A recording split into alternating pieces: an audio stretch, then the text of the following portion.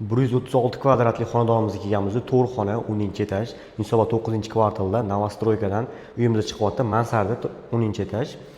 Bu yog'imizda podyezddan asosiy kirishimiz bor. Kirganimizda o'ng qo'limizda mana stroy mebellarni qilib ketishgan ekan egalari.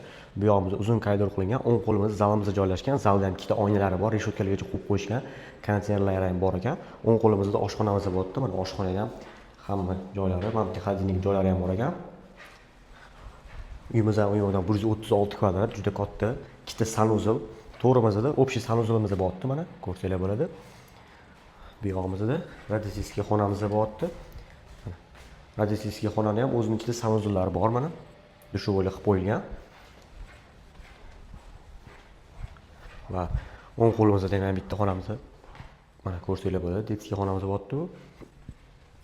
Bu yog'imizda ham yana bitta o'zining balkonlariga ham ega. Uyimizdan narxi kelamiz. Narxini 102 ming so'rashyapti. Sunnatiga yana ozgina o'tib beradigan joy bo'ladi. Bemalol pastdagi nomerga telefon qilib aloqaga chiqaverasizlar. Kimga yana shunaqa uylar kerak bo'lsa, ko'proq variantlarni Telegram kanalimizga tashlaymiz. Ko'plarni Instagramga qo'shib ulgurmaymiz. Telegram kanalimizga ssilka orqali o'tsangiz bo'ladi. Ssilka profilimizda bor.